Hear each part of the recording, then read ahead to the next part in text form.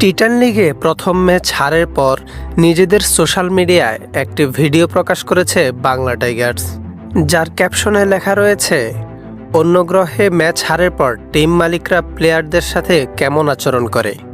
ভিডিওটিতে দেখা যায় ফ্র্যাঞ্চাইজিটির মালিক জাফির ইয়াসিন চৌধুরী সাকিব আল হাসানকে গিয়ে বলছেন, সাকিব তোমার উচিত ক্যাপ্টেন্সি ছেড়ে দেওয়া। জবাবে সাকিবও বলছেন, ঠিক আছে। তারপর ইফতেখার আহমেদকে গিয়ে বলছেন, ইফতেখার তোমার ম্যাচে রান করতে আর কত সময় লাগবে। শাহজাদকে গিয়ে বললেন, তোমার উচিত ক্রিকেট ছেড়ে দিয়ে টিকটক করা। এভাবে পেইন, দাসুন সানাকা ও জাজাইকেও এমনই কথা বললেন। তারপর তিনি গেলেন জশুয়া লিটলের কাছে, তাকে জিজ্ঞেস করলেন, ম্যাচে তোমার কন্ট্রিবিউশন বড় হচ্ছে না কেন? তখন সে জবাব দিল, কারণ আমি নিজেই তো ছোট।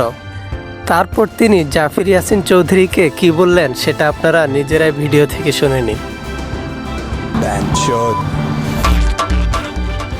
মূলত ভিডিওটি ছিল একটি প্রতীকী ভিডিও, যা মজার ছলে করা হয়েছে। বাংলা টাইগার্সের ভিডিওটি দেখতে চাইলে ডেসক্রিপশন বক্সে দেওয়া লিঙ্ক থেকে গিয়ে দেখে আসতে পারেন।